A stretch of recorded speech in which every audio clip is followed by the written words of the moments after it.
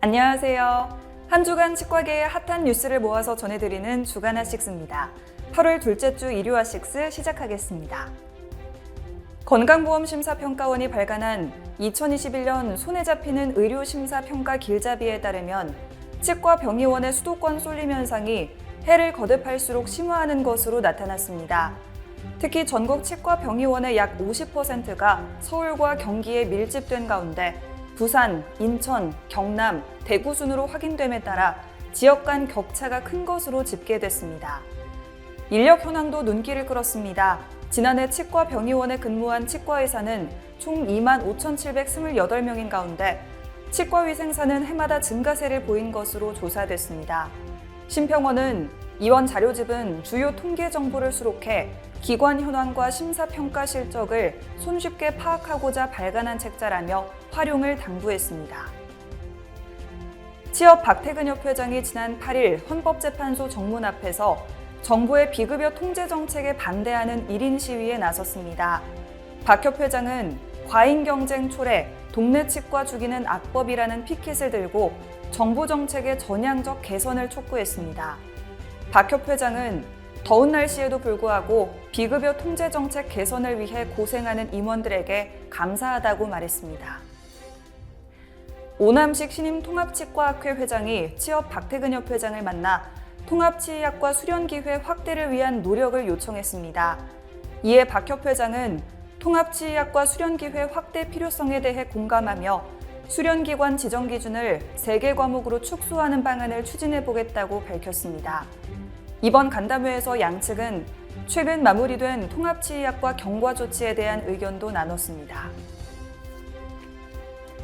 대한치의학회가 오는 28일 서울 코엑스에서 창립 20주년 기념 종합학술대회를 개최합니다.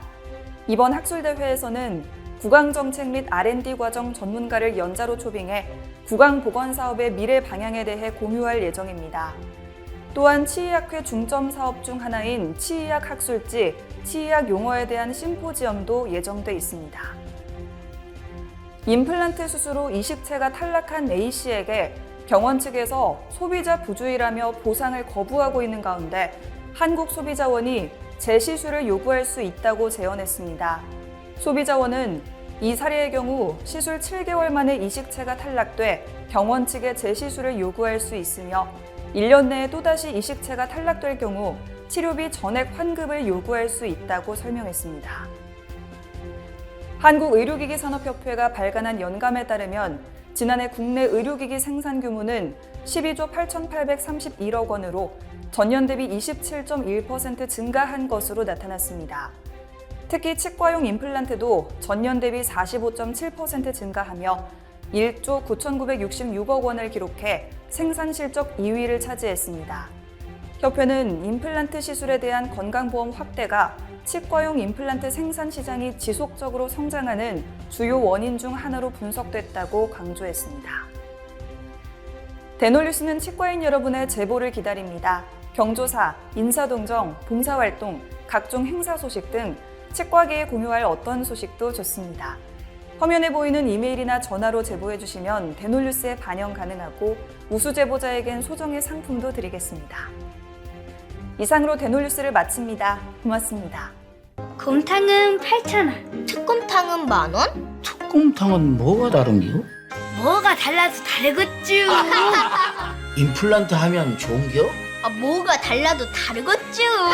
오스템 임플란트